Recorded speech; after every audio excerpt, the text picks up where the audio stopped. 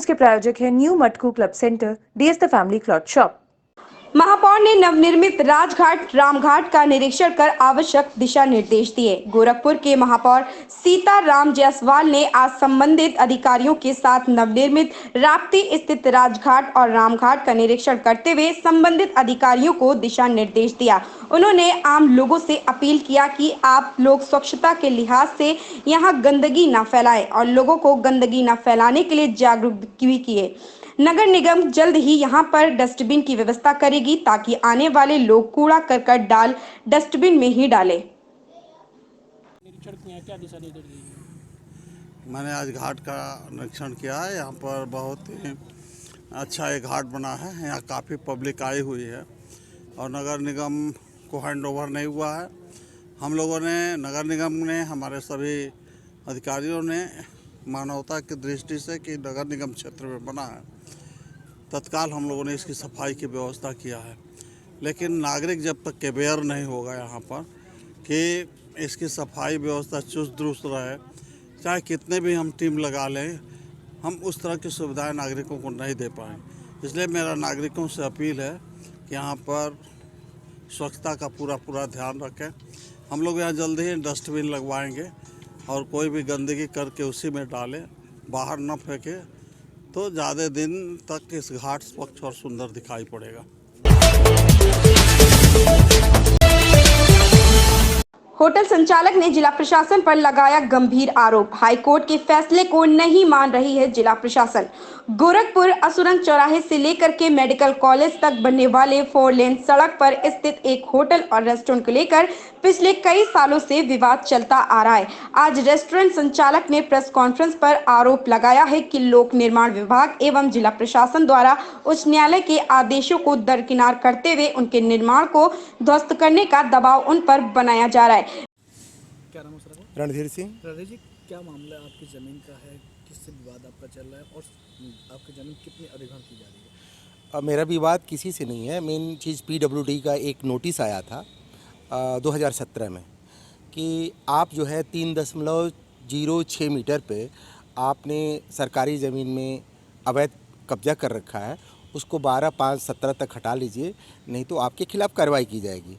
मैंने तुरंत उस एप्लीकेशन का जवाब PWD कमिश्नर, जिलाधिकारी, सचिव, उत्तर प्रदेश सरकार सबको दिया कि मैं किसी भी सरकारी ज़मीन में अवैध कब्ज़ा नहीं हूँ और न ही किसी तरह का अवैध निर्माण किया हूँ। जब इस पे कोई सुनवाई नहीं हुई तो मैं सिविल जज जूनियर डिवीज़न गोरखपुर के यहाँ एक वाद दाखिल किया 826/17। उसमें सिविल जज ने दोनों पक्षों को नोटिस देकर और उसमें सुनवाई की और पूरे ज़मीन की मेरी पैमाइश करवाई, जिसमें यह पाया गया कि मैं 971 यानी अपनी ज़मीन में ही स्थित हूँ, 970 जो कि सड़क की ज़मीन है उसमें से कहीं मैं अवैध रूप से कब्जा नहीं हूँ। मैंने ये भी कहा प्रशासन से कि यदि आपको विकास कार्य करना है और मैं विकास कार्य में कोई बाधा नहीं पहुँचाना चाहता हूँ, आप मेरी ज़मीन ले सकते हैं विकास कार्य के लिए, लेकिन विधिक प्रक्रिया को अपनाते हुए आइए, लीजिए, मुझे मुआवजा दीजिए और अपना काम कीजिए। एक और भी बात है कि मेरी मौके पर ज़मीन कम है और मैं उसके लिए धारा 24 के तहत प्रशासन को ये कहा हूँ कि आप मेरी ज़मीन की पूरी पैमाइश करवा के निर्धारित कर दीजिए। अगर मेरे को पूरी ज़मीन मिल जाती है तो मैं फ्री में भी दे सकता हूँ, आपको वो फ्री में भी दे सकता हूँ, मैं मुआवजा नहीं लूँगा।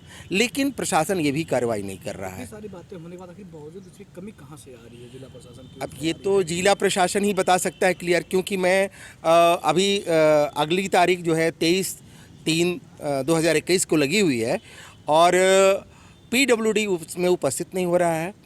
अभी माननीय कमिश्नर महोदय यहाँ पर 2-4 दिन पहले यहाँ आए थे और उनसे मैं व्यक्तिगत रूप से मिलके अपना एक एप्लीकेशन दिया हूँ कि माननीय ये देखिए, सिविल जज जूनियर डिवीज़न का भी आदेश है और माननीय उच्च न्यायालय इलाहाबाद का भी आदेश है।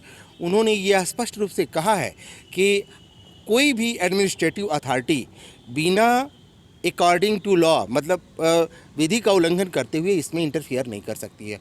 और वैसे भी उत्तर प्रदेश शासन का एक शासनादेश है कि अगर कोई मामला सिविल न्यायालय में चल रहा हो तो उसमें कोई भी एडमिनिस्ट्रेटिव अथॉरिटी उसमें इंटरफेरेंस नहीं कर सकती है जब तक वाद का निस्तारण न हो जाए। कब तक उम्मीद है कि आपकी बातों का या आपके इस पूरे मामले का निस्तारण हो सकता है? सर ये तो कोर्ट को करना है, ये तो कोर्ट को करना है। हम इधर जिला प्रशासन जो आपकी बातें चल रही जो आप बताना चाह रहे हैं उसको लेकर जिला प्रशासन से मैंने अपनी बात रख दी है, वो आप कब तक निर्णय लेते हैं ये हम, हाँ अभी कोई आश्वासन नहीं मिला है हमको।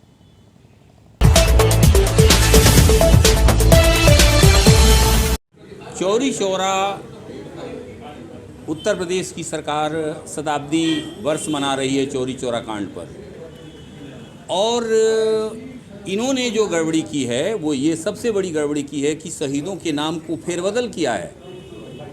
चौरी चौरा कांड का 1 नंबर जो शहीद थे, वरीयता क्रम में 1 नंबर, उस शहीद का नाम सबसे नीचे कर दिया गया है। और इसी तरह से सारे नाम जो है पक्षपातपूर्ण तरीके से माने ये अदल बदल किया गया है। ये बहुत बड़ा कष्ट है इसको लेकर के हमको। और शहीदों को इस शताब्दी समारोह से उस परिवार को जो भूखों मर रहा है, उस परिवार को कोई फ़ायदा नहीं हुआ। अब्दुल्ला जोलाहा की जो पोती है वो मजदूरी करती है। भगवान अहीर, संपत चमार, दुधी केवट, जितने हैं 225 मतलब क्रांतिकारियों का परिवार, वो आज गरीबी में सड़ रहा है। और वहीं जो है देश के और चौरी चौरा में जिन्होंने गद्दारी किया, उनका परिवार गद्दारी करने के एवज में अंग्रेज़ों ने जमींदारी दे दिया, और उनका परिवार जो है बहुत ही ऐशो आराम में है। तो मैं मांग करता हूं कि भाई ये इस तरह का जो गड़बड़ किया गया है शहीद स्मारक में, उसको सुधारा जाए। और ख़ास करके मैं गोरखपुर के कलेक्टर से मांग कर रहा हूं कि यही इंचार्ज थे, इस गड़बड़ी के सबसे बड़े जिम्मेदार यही हैं, और अगर गड़बड़ी सुधरा नहीं तो हम हाई कोर्ट जाएंगे। तो क्या लगता है ये भेदभाव क्यों किया गया?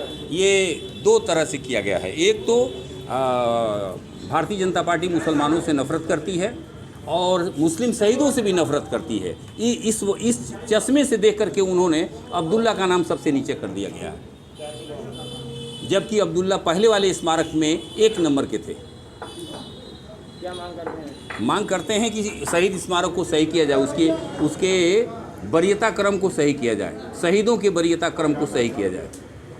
क्या नाम है आपका? आस मोहम्मद, पूर्व सांसद।